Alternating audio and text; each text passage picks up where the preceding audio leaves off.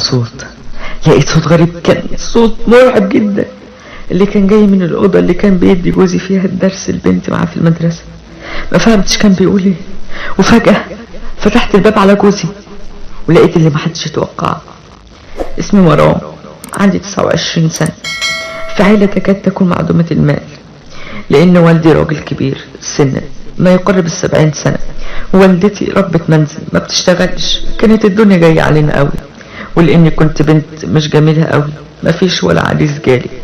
كنت مستنية ربنا يبعت لي فارس الأحلام اللي مستنياه كل البنات، اللي يكون ابن الحلال اللي يراعي ربنا فيها. كنت لسه في سنة تانية حقوق، كان أملي وطموحي إني أبقى محامية للمظلومين. كنت ببقى طالعة من الكلية يبقى هدفي الوحيد إني أنام، لأني بصحى بدري قوي علشان الكلية مش في المدينة اللي احنا عايشين فيها. رجعت اليوم ده بعد ما جيت من الكلية، جيت اترميت على السرير من كتر التعب، لكن حلمت بحلم غير حياتي 180 درجة. حلم كأني بتفرج على 3D، أكني حياة بالظبط. حلمت إن زميل ليا في الثانوية دخل الكلية وبقى مدرس ثانوي، واتبدلت الأحداث في مشهد جديد. لقيت جاي عليا ووشه باين عليه غضب ربنا، ولقيت خيالات تتحرك حواليا، ولقيته بيقول لي انت ليا بس مش لحد غيرك. وصحيت وانا مرعوبة من منظره ومن الهيئة اللي كان عليها ومن الخيالات اللي كان بتلف حواليه. قلت في عقل بالي هل هو جاي يردلي اللي انا كنت بعمله فيه زمان؟ بس انا ما كنتش بعمل فيه حاجة، وانا ما كانش قصدي يعني اجرحه. احمد ده حكايته حكاية.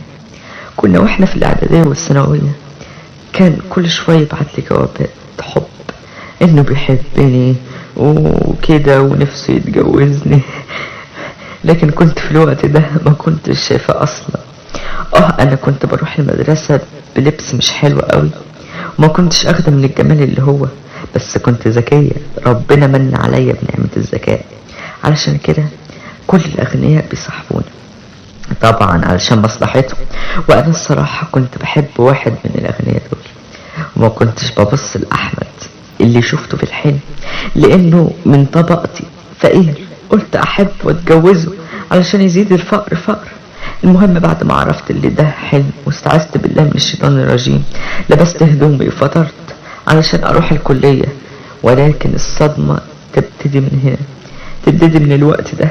لقيت اللي محدش يتوقعه، ولقيت احمد اللي شفته في الحلم وهو طالع من مدرسة الثانوي، وهو بالفعل لقيته طالع من المدرسة وحواليه بنات اللي تقول له الدرس النهارده الساعة كام يا مستر، واللي تقول له الدرس فين يا مستر، واللي انا ما كنتش مصدقة. طلعت اجري علشان الحق القطر قبل ما يمشي علشان اروح الكلية. لقيته بيناديني ويقول لي مرام مرام. ما ردتش عليه من الخوف، لكن لحقني وقال لي ببصة ما ارتحتلهاش بتجري مني ليه؟ قلت له مفيش عشان الحق اروح الجامعة. اخد رقمي وقال لي هبقى اكلمك، ورحت الجامعة. وبعد ما رجعت من الجامعة قلت لازم الاقي حل للمشكلة اللي انا فيها. اعمل ايه يا ربي؟ قعدت افكر لحد ما قلت بس اتصل بصاحبتي يارا. اتصلت بيها وقلت لها الحقيني. ردت عليا وقالت لي مالك؟ قلت لها الحكاية من اولها لاخرها. قالت لي عادي صدفة ما تقلقيش. قلت لها ازاي وكل حاجة بتتحقق في الحقيقة؟ قالت القدر ناوي يرجعكم من تاني. قفلت التليفون ونمت. وتاني يوم كان الامتحان. رحت وانا متوترة وخايفة جدا، لكن الحمد لله لكل مجتهد نصيب.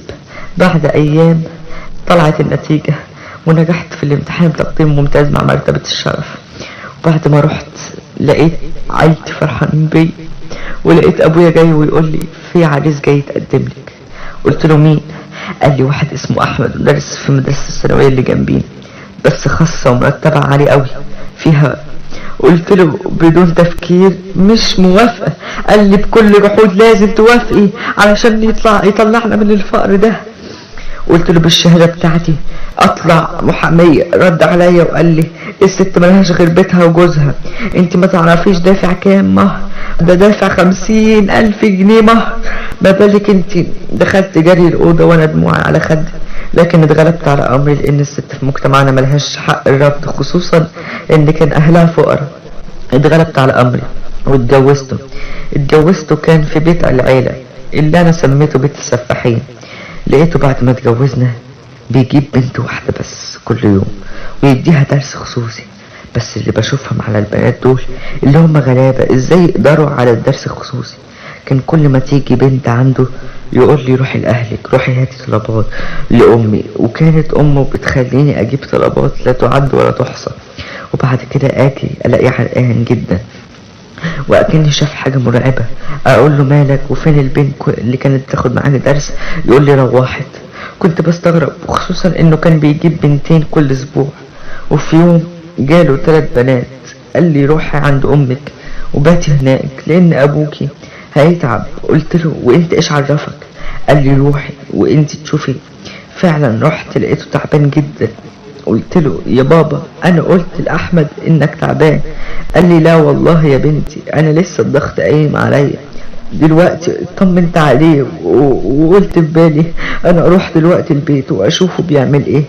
بس قبل ما اروح اتصلت بصديقتي يارا وقلت لها بص يا يارا انا رايحه البيت وخايفه جدا. ردت عليا وقالت لي بتخافي من جوزك؟ وقلت لها اصبري بس انا هروح دلوقتي وخليكي معايا على التليفون، لو لقيتي حاجه كده او كده تبقى تتصلي بالبوليس. ردت عليا بالموافقه ومشت ودخلت الباب بالراحه قوي علشان محدش يسمع خطواتي. لقيتهم كلهم متجمعين في اوضه النوم. بصيت من الفتحة بتاعة الباب لقيتهم كلهم عاملين حاجة ما تخطرش على بال اي حد. لقيتهم عاملين دايرة الشيطان ورسمين حاجات غريبة بالدم، ولقيتهم قاتلين كل البلد. الصراحة قلبي وقع من مكانه من كتر الخوف. لقيتهم بيقولوا حاجات غريبة مفهمتهاش زي شو سي شي تو، مفهمتش بيقولوا ايه حاجة اللي مفهمتش اللي هما بيقولوا ايه.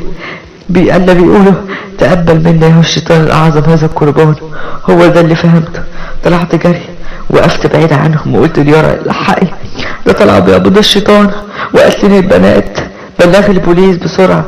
وقفلت السكة لسه بدير وشي لقيت حماية بيبص لي بص مرعبة، ولأن حماية كان سامعه على قده ما سمعش المكالمة. أنا كنت منهارة من المنظر اللي شفته، علشان كده ما قدرتش اتملك اعصابي وقلت له حرام عليكم يا سفاحين. لقيت له الناس الغلابه انا عرفت انتوا بتجيبوهم هنا ليه يا سفاحين. سمع جوز الكلام بعد كده كتفني بالحبل وشل الاوضه وحطني وسط النجمه اللي مرسوم عليها الطراسم، وقعدوا يلفوا حواليا لحد ما فقدت الوعي. لقيت حد بيصحيني اول ما فقت لقيته بالبوليس وقال لي الف سلام عليك، واتقبض عليهم. واللي عرفت انهم كانوا من عبدة الشيطان، كانوا بيديهم القوة والمال كتير قصاد الناس الغلابة. كان بنت قربان للشيطان وبنت يبيع اعضائها، علشان كده سميته بيت الفساحين. كان بيقول لي البنات ما تقولوش لحد اللي انتوا جايين عندي، وبيديهم فلوس كتير قوي. والبنات بتبتهم فاكرين هيشرح لهم الدرس او هيساعدهم، او في بنات الظروف اضطرتها ان هي تعمل حاجة لا يجوز انها تعملها الدرس او هيساعدهم. كم اب وام اتحرق دمهم على اولادهم، كم اب وام دموعهم عمالة تنزف زي الشلالات، كم اب وام اتحرق دمهم على اولادهم اللي قتلهم ناس اتبعوا شهواتهم في الدنيا وكان اهم حاجة عندهم المال، حتى لو كانوا عبدة للشياطين. خلي بالكم من اولادكم، مش كل الناس قلبها طيب ونيتها صافية. القصة من تأليف الكاتب محمد عوض. يا ريت تدعمونا بلايك وسبسكرايب وشير الفيديو وشكرا.